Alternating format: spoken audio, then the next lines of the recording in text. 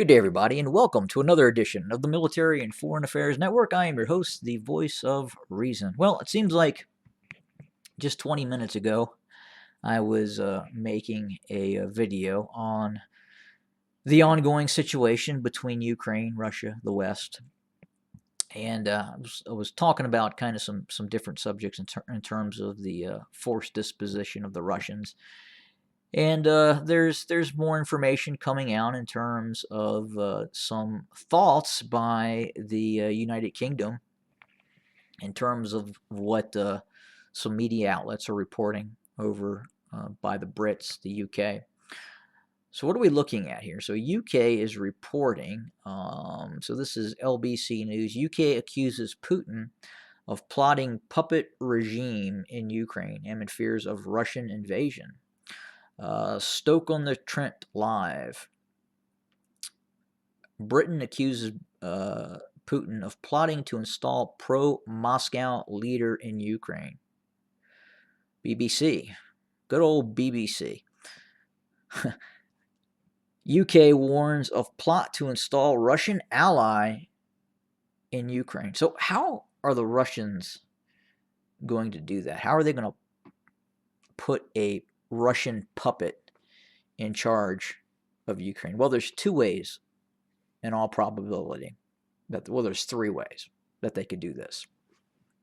One, there could be a plebiscite or a vote. They're under normal democratic processes, and the Ukrainian people, for some reason, vote in a pro-Russian leader, the like of which that was there prior to 2014.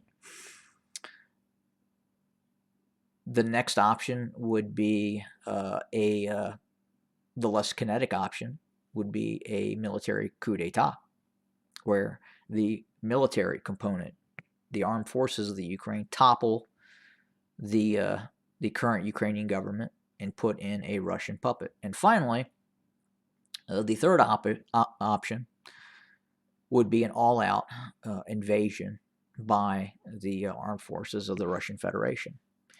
And according to various reports, yes, there are a lot of forces being deployed around Ukraine and in Belarus and other places as well.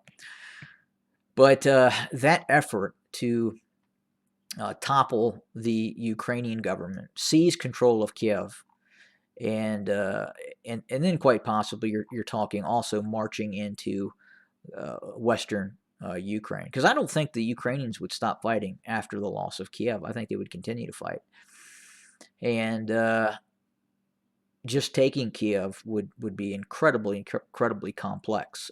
You're looking at quite possibly, if the Russians launch an operation to take all of Ukraine, to topple the Ukrainian government.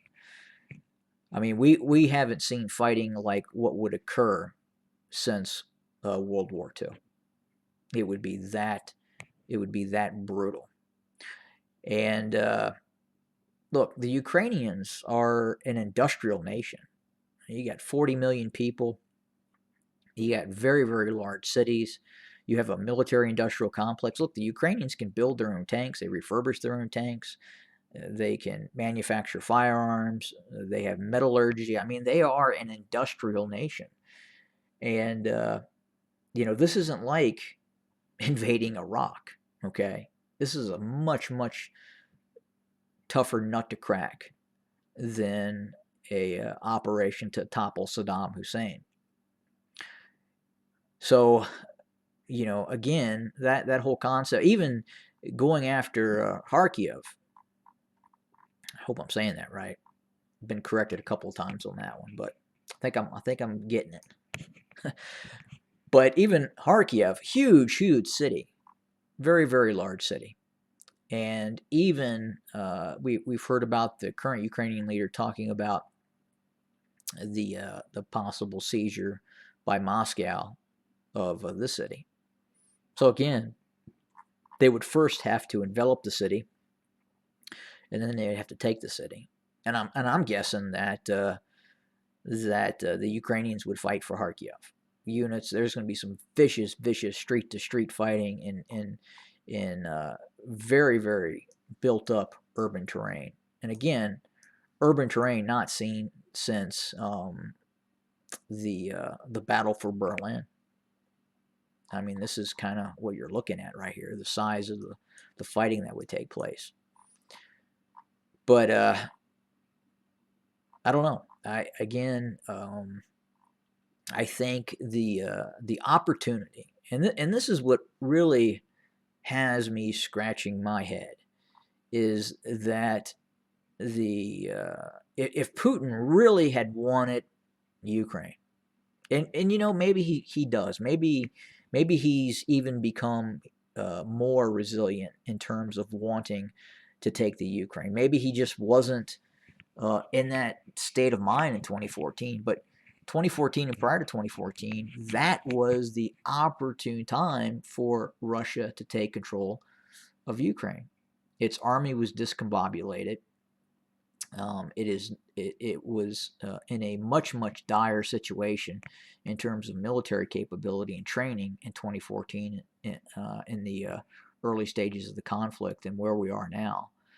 Furthermore, there was a Russian puppet in place in Kiev, and yeah, I mean, obviously there was the Orange Revolution, but there were still units that were loyal to that Russian puppet in Kiev, and you would think that if it was that much of a concern to Vladimir Putin, he would have flown in the paratroopers that night instead of letting that Russian puppet leave in 2014.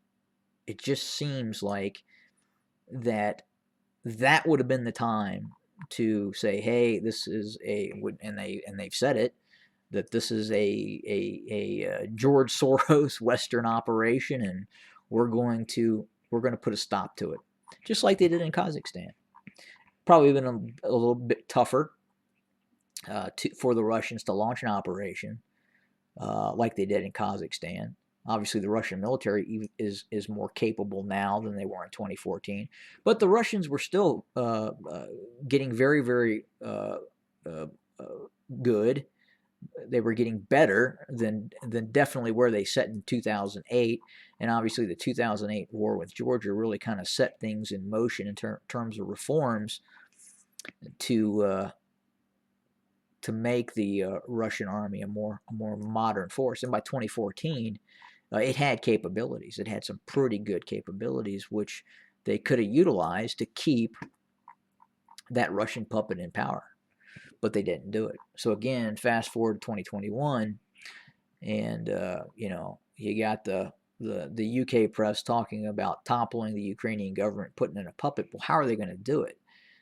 It seems like the Ukrainian military is pretty loyal to the democratic process, to democracy, to whatever government is in power, and they at least on the surface, they've appeared to be following orders. They're doing a relatively good job of facing down the quote unquote separatists in eastern Ukraine, and they did a relatively good job at not long after 2014 of building up their forces and launching an operation, their so-called anti-terrorist operation, the ATO, and that was garnering success. And it wasn't until the Russians really intervened that we saw that change. So fast forward 2015, 2016, 2021. Ukrainian military is in a much better situation in terms of now being armed and trained by Western units, by NATO. And I know we can look back at Afghanistan and say, well, look how that went. I think this is a little bit different, or not a little bit different. I think this is a lot different than Afghanistan. Afghanistan's a separate animal. But with that being said, I mean, again, you just never know. Again, very difficult to look at this and analyze this and say, yep, the Russians are going to invade, they're going to take over the Ukraine, and they're going to install a puppet government. I think it's going to be very difficult to do that. Tremendously difficult. Possibly with a possible degree of that the Russians could be unsuccessful. small degree, but I think that um, that could happen. Now, with that being said, I do think, however way this goes, that if we do see a all-out invasion where the Russians are actively looking to cross the Dnieper River and completely subjugate Ukraine, I think it's going to be incredibly tough. It is going to be a brutal, brutal war, and it's just not Kiev. I mean, you have multiple very large cities throughout Ukraine. And again, you have a military-industrial complex. You have a relatively large military that's relatively well equipped. 800 tanks, 200,000 soldiers they can deploy relatively quickly. Go down here to Mariupol. This is a city that they think the Russians are going to go after. Again, very large city, brutal, brutal street to street, house to house fighting, and you're going to see that in this war if it happens. You'll see it. That's going to happen. Cruise over here to Kiev. Kiev, huge, huge city with a giant river. I mean, two large urban built-up areas with a very large river crossing that have to take place to get into the western districts, the large districts of Ukraine. Go down here. Excuse me.